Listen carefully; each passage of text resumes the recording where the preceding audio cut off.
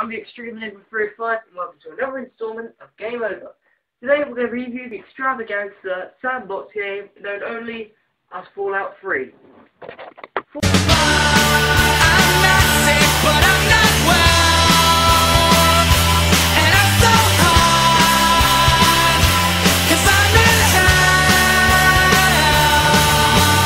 Fallout 3 has been known for the many awards that it was given at E3 2008 this year, and we knew that it was coming out for many consoles such as PlayStation 3, the Xbox 360 and the PC. So everyone was getting hyped for it. I mean, even if you didn't have a next generation console you could get it. It was that damn good. Plus, me myself, I love sandbox games. And it was made by the company that brought us one of the biggest sandbox games ever for the next generation consoles, which has also been known as The Elder Scrolls 4 Oblivion. Now, I haven't been able to review this yet, but it is very similar to Fallout 3. Number one, because it's been made by the exact same people, and it's been known for being good because Oblivion actually made it to Platinum, which is quite surprising actually. So obviously, we got hyped for this game, hoping that Fallout 3 was going to be good as Oblivion.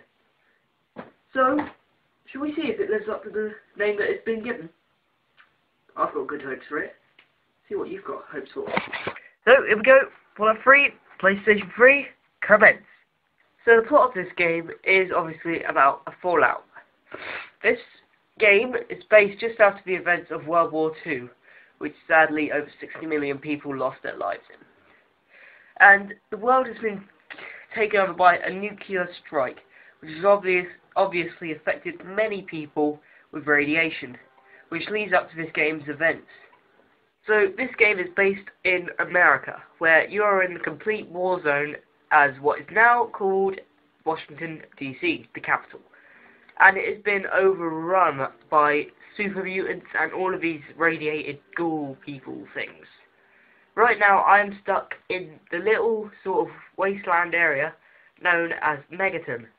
Now you come from a vault where everyone has been stored to escape from the fallout, where your dad has been a bit obnoxious and run off. So you being the hero that you are, you run off and go after him. When you consider this game's story, it's actually quite depressing if you think about it. But you are quickly cured by these sights. I mean, the graphics in this game are absolutely out of this world. You would not believe how good it is. And I know you're just seeing it through this camera right now, but if you played this game, you would love it. I mean, I'm going to try and show you Washington at the moment. Oh, one thing to notice, the world map is huge. If you've ever played Oblivion, which let me show you the map for. This is the Elder Scrolls 4 Oblivion map. Now, you can explore all of this area that's been highlighted. And when I first played this, I was so shocked at how big it was. But would you take how big this game's map is? Take this map. See, that's Washington. That's not actually Washington, but that's the Imperial City. Washington, D.C. is about double the size of that. The whole map is about triple the size of in Fallout 3, so you've got a ton to explore. So if you like exploring, then this game is right for you. So back to the gameplay.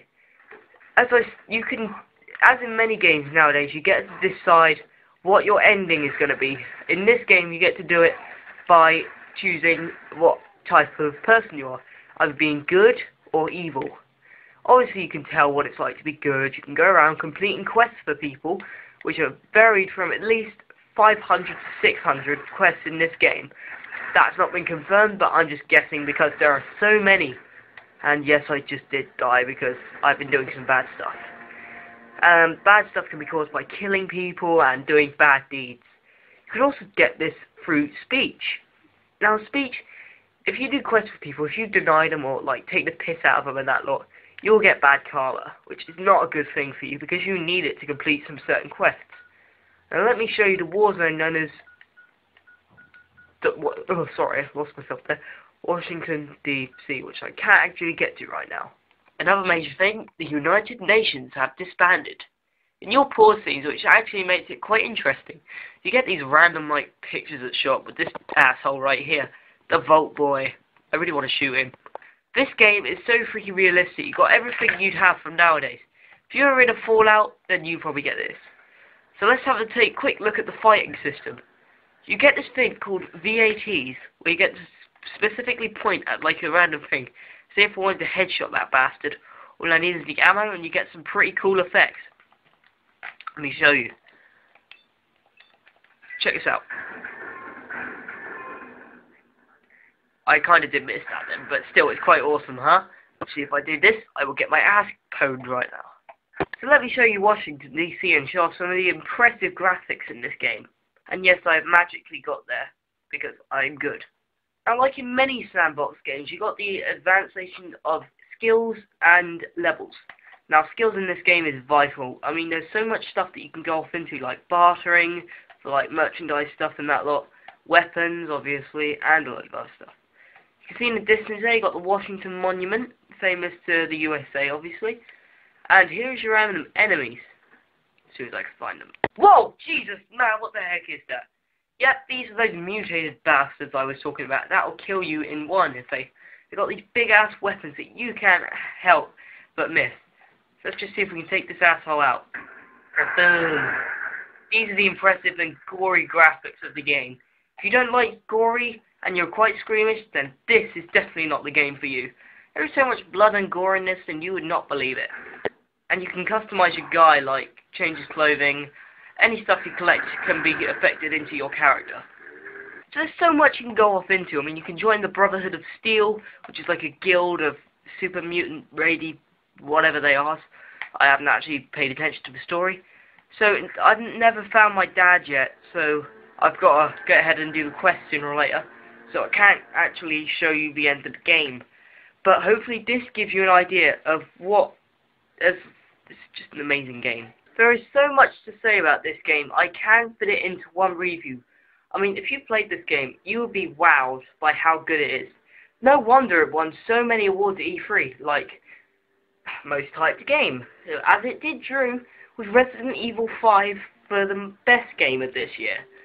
So maybe next year might even get some more. Maybe we'll see even the better MMO sandbox game. Who knows what we're going to get. So that kind of wraps it up for the Fallout 3 review. So as I said, there's so much that can be said about that game, and I can't fit it all into one review.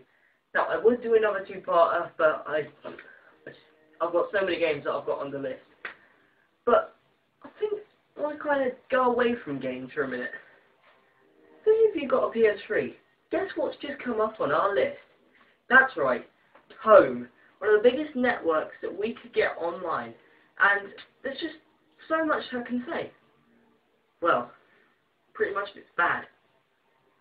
Real bad. So no matter what you heard, we're going to try our best to forget it.